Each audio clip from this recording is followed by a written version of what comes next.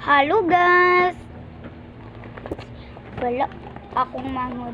Mao ni akong nadawat sa simbahan. Part 2. Let's me check.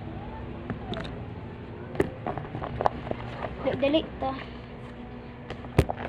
Nindot kaya akong nadawat. Magpaibog na sad. Magpaibog na sad.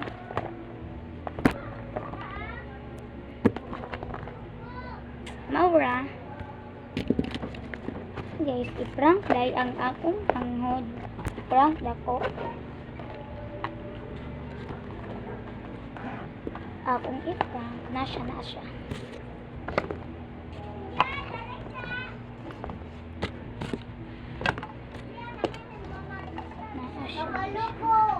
Katong istorya mo ito. Kasi ngayon sa kabalo ko.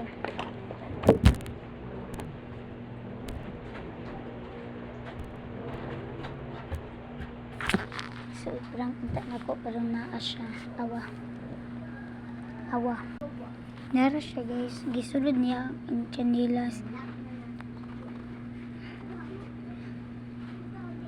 Gabre, mauna akong manghod.